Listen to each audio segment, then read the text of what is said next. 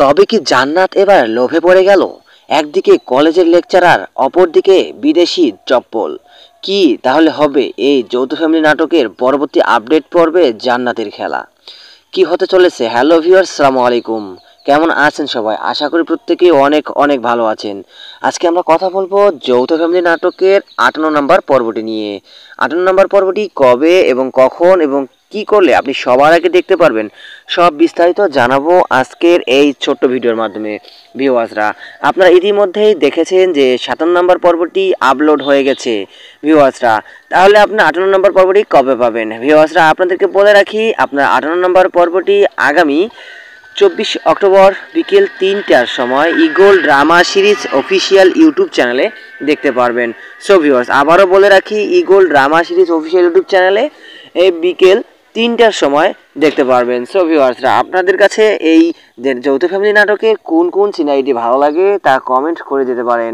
ভিউয়ার্সরা, আরেকটা কথা বলে রাখি আপনাদেরকে, এই যৌথ ফ্যামিলিতে তরুণ এখন কাকে বেছে নিবে? অপরদিকে তো বিয়ে ভেঙে গেল তরুণ আর খুশির মধ্যে।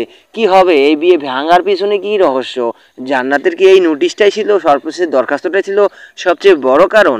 তো আমরা সব বিস্তারিত জানতে পারবো আগামী পর্বে, অর্থাৎ আমরা এই সব বিস্তারিত জানতে পারবো 58 নম্বর পর্বে।